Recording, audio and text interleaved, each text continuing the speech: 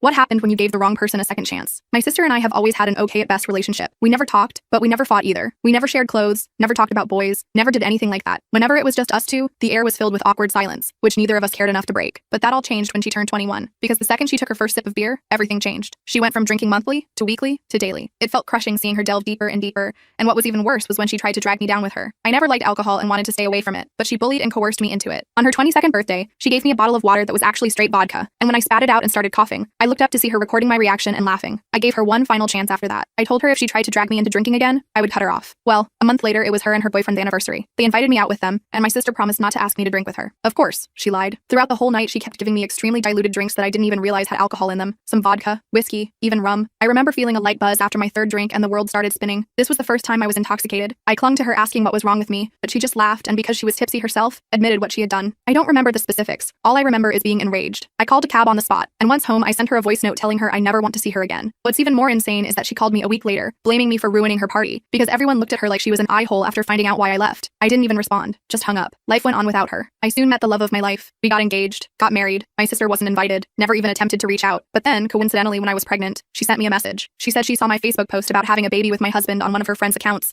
and seeing it made her realize nothing is more important than family. She apologized and begged for another chance. I was very reluctant, but eventually agreed. We met up for coffee at a little brunch spot, and even though she was nice and apologetic, she still had 3 glasses of wine, which let me know she was still drinking regularly. I asked about it, and she said alcohol was a part of her life she never wishes to give up, but she did promise that if let her back into my life, she'd never drag me into drinking again. I thought long and hard about it, and I agreed. I wasn't sure what to expect, but everything actually went fine. She respected my boundaries, never asked me to drink, and never got more than tipsy in front of me. But then last week she came over to my house, and that was when I realized resuming contact with her was the worst thing I could have done. This was the first time I'd let her come over after my baby's birth. I had warned her that she wasn't allowed to go near the baby if she drank, and she told me that was no problem. I still had a bad gut feeling about it, but the last year gave me good reason to trust her, so I pushed my worries away. But then she came over with 2 bottles of wine. We all had a pleasant chat, and even my husband had a glass. I, however, did not drink. My sister almost finished the 2 entire bottles herself, and was quite hammered. Still, the evening was going okay, but then she asked to use the bathroom. I pointed her upstairs, and after waiting a few minutes, I went to check on her to make sure she wasn't getting sick. But when I went up, she wasn't in the bathroom.